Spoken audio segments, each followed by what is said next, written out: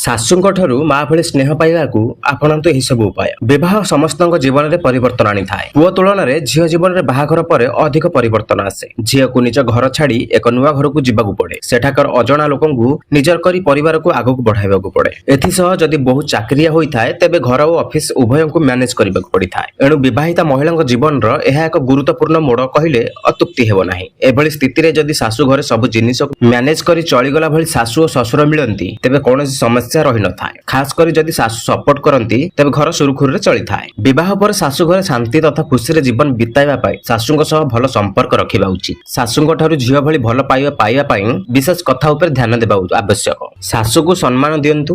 ବହୁଟିଏ ଶାଶୁ ଘରେ ସମସ୍ତଙ୍କ ମନ ନେଇ ଚଳିବା ଭଲ। ଏଥିପାଇଁ ପ୍ରଥମ ସୋପାନ ହେଉଛି ଶାଶୁ ଶ୍ୱଶୁରଙ୍କ ଭଳି ବରିଷ୍ଠ ଲୋକଙ୍କୁ ସମ୍ମାନ ଦେବା। ଶାଶୁଙ୍କୁ ସମ୍ମାନ ଦେଇ ତାଙ୍କ ଇଚ୍ଛା ଅନୁସାରେ ଚଳିଲେ ସେ ନିହାତି ମା ଭଳି ସ୍ନେହ ଶ୍ରଦ୍ଧା କରିବେ। ଶାଶୁଙ୍କ ଇଚ୍ଛାକୁ ଗୁରୁତ୍ୱ ଦିଅନ୍ତୁ। ଶାଶୁ କଣ କହୁଛନ୍ତି ତାହା ସବୁବେଳେ ଜାଣିବାକୁ ଚେଷ୍ଟା କରନ୍ତୁ। ତାଙ୍କୁ ଯାହା ଯେମିତି ପସନ୍ଦ ସେହି ଅନୁସାରେ କାମ କରନ୍ତୁ। କାରଣ ସେ ଉକ୍ତ ଘରକୁ ବହୁ ବର୍ଷ ହେଲାଣି ଚଳାଇ ଆସୁଛନ୍ତି। ଏଣୁ ଘରର କାମ ଦାମରେ ଆପଣଙ୍କ ଠାରୁ ଅଧିକ ଭଲରେ ଜାଣନ୍ତି। ତେଣୁ ତାଙ୍କ ଇଚ୍ଛାକୁ ଗୁରୁତ୍ୱ ଦିଅନ୍ତୁ। ଶାଶୁଙ୍କ ସହ କଥାବାର୍ତ୍ତା କରନ୍ତୁ। ବେଳେ ବେଳେ କିଛି ଘରେ ଶାଶୁ ମୁହଁ ଗୋଟେ ଆଡେ ବୋହୂ ମୁହଁ ଆଉ ଗୋଟେ ଆଡେ ହୋଇଥାଏ। ଏଭଳି ସ୍ଥିତିରେ ଘରେ କେବେ ବି କୌଣସି କାମ ସମସ୍ତଙ୍କ ସହମତିରେ ହୋଇନଥାଏ। ଏଣୁ ସବୁବେଳେ ଶାଶୁଙ୍କ ସହ ଯୋଗାଯୋଗ ରଖିବା ଉପରେ ଗୁରୁତ୍ୱ ଦିଅନ୍ତୁ। ଏହା ଦ୍ୱାରା ଯଦି କିଛି ସମସ୍ୟା ଥିବ ତାହା ସମାଧାନ ହେବ, ନଚେତ୍ ସମସ୍ୟା ବଢି ଚାଲିବ ଓ ସମ୍ପର୍କ ଖରାପ ହୋଇଯିବ। ଶାଶୁ ଓ ସ୍ୱାମୀଙ୍କ ମଝିରେ କେବେ ବି ପସନ୍ତୁ ନାହିଁ। ସବୁ ଘରେ ମତାନ୍ତର ଓ ମନାନ୍ତର ହୋଇଥାଏ। ଯଦି ଆପଣଙ୍କ ଘରେ ବି ସ୍ୱାମୀ ଓ ଶାଶୁଙ୍କ ମଧ୍ୟରେ କିଛି କଥାକୁ ନେଇ ମତାନ୍ତର ହୋଇଛି ତେବେ ଭୁଲରେ ବି ସେଥିରେ ମତ ଦିଅନ୍ତୁ ନାହିଁ, ନଚେତ୍ ସ୍ୱାମୀ ଅଥବା ଶାଶୁଙ୍କ ସହ ସମ୍ପର୍କ ଖରାପ ହୋଇପାରେ। ଧନ୍ୟବାଦ।